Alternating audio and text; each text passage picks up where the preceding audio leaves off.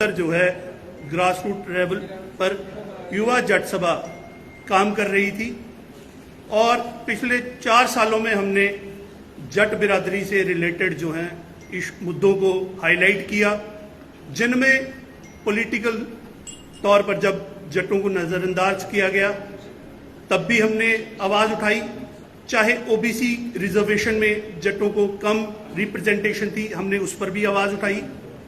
आज 4 साल के बाद युवा जट सभा ने जो काम किए ग्राउंड पर, उसका नतीजा ये है कि आज जट बिरादरी में एक अलग जग चुकी है और आज बाकी कम्युनिटी के लीडर्स भी सामने आकर मीटिंग्स कर रहे हैं, बिरादरी के इश्यूज उठा रहे हैं और पिछले 4 सालों में पहली बार लोगों को पता लगा कि जट बिरादरी जम्मू कश्मीर में इतनी बड़ी तादाद में है और नौशहरा से लेकर कठुआ के तक जो है जट फैले हुए हैं।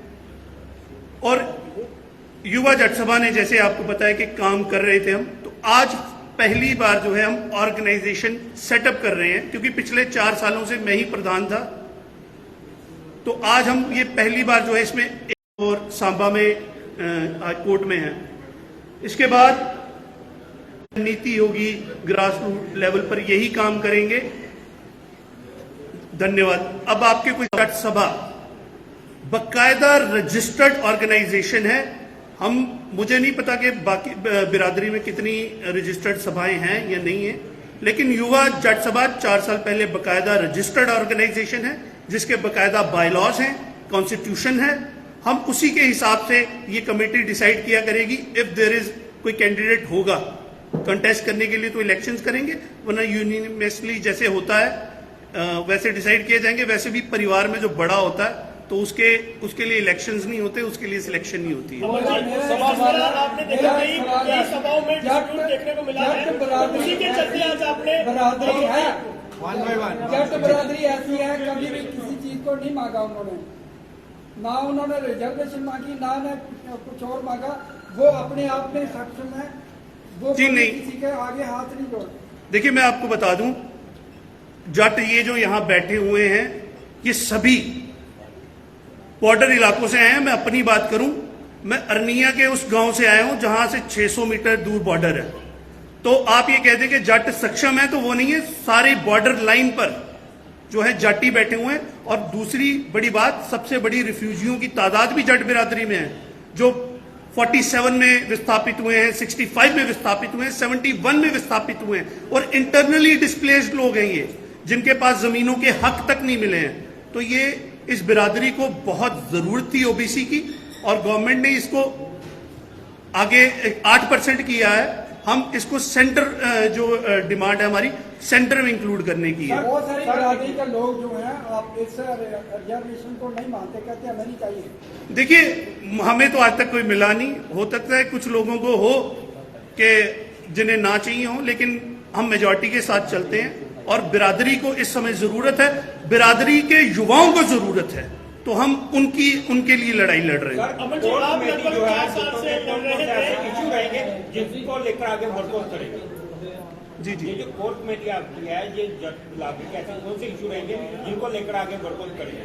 देखिए, हमारा जो एक तो सेंटर ओबीसी का जो मुद्दा है उसमें आएंगे हम लोग। एक महाराजा रंजीत सिंह, आपको पता होगा कि यहाँ जम्मू कश्मीर में उनका बहुत बड़ा रोल रहा है। अफगानों को यहाँ से भगाने वाले महाराजा रंजीत सिंह है, लेकिन उनका यहाँ पर कुछ हिस्टोरिकल है नहीं। सिर्फ जीओ कोता घाट पर जहाँ उन्होंने अपने जनरल गुलाब सिंह जी को राजगद्दी दी थी, जम्मू का राजा बनाया था, उसके अलावा कहीं पर उनका कुछ हिस्ट्री का है ही नहीं है।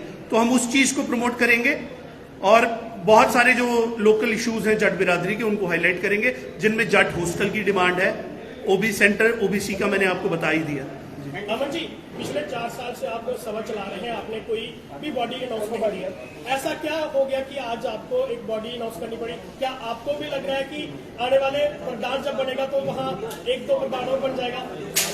नहीं, ऐसा कुछ नहीं है। देखिए, युवा जट सभा, मैंने पहले कहा, बकायदा रजिस्टर्ड है, ईच एंड एवरीथिंग रिकॉर्डेड है, कॉन्स्टिट्यूशन है, बायलॉज है। ऐसा कुछ नहीं है कि कोई कल को क्लेम कर देगा कि वो युवा जट सभा चला रहा है। मैं कह रहा हूं कि इवन के जो इसका लोगो है और नाम है वो भी हमने रजिस्टर्ड किया। हमारी लड़ाई जट बिरादरी के मुस्तकबिल की लड़ाई है, जट बिरादरी के फ्यूचर की लड़ाई है। हमारी लड़ाई जो है प्रधानगियों की नहीं है, प्रधानगियों की लड़ाई युवा जट सभा में नहीं है। अच्छा, आपके बॉयलॉज में प्रधान का कितना टाइम है? जी 2 साल। तो आप 4 साल से जी पिछली बार क्या हुआ था कि मेरी टेन्योर जो है आज से 2 साल पहले ही खत्म हो जाना था, लेकिन एक अनफॉर्चुनेट इंसिडेंट हुआ था 13 अप्रैल को। तो हमने डिसाइड किया था यूनिवर्सली कि एक गलत मैसेज ना जाए कि लोग कहें कि अमनदीप सिंह बोपाराय या जट बिरादरी डर गई और उन्होंने प्रधान चेंज कर लिया।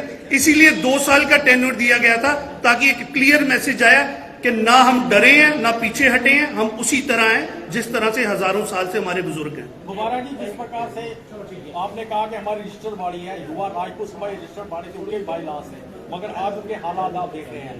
क्या ऐसा हो सकता है कुर्सी की लड़ाई, कुर्सी जिसको मिल जाए और कुर्सी ऐसी चीज होती है कि कुर्सियों का लड़ाई हो जाती है, क्या आपके भी 2 टुकड़े हो सकते हैं ऐसे? जी जब तक मैं हूं तब तक तो कोई ऐसी दिक्कत नहीं होने वाली। बाकी ये सारे जो आप देख रहे हैं ये मैच्योर लोग हैं, कोई आर्मी से रिटायर्ड कर्नल है, कोई एडवोकेट है, एक सुलझे लोग हैं और बायलॉज के हिसाब से। अब मुझे नहीं पता कि जिन सभाओं का यहाँ आप बात कर रहे हैं जिनमें फूट पड़ी है वो रजिस्टर्ड है, उनके बायलॉज क्या हैं, लेकिन हमारी ईच एंड एवरीथिंग जो है वो क्लियरली रिटन है। तो ऐसा कुछ हमारी सभा में नहीं होने वाला।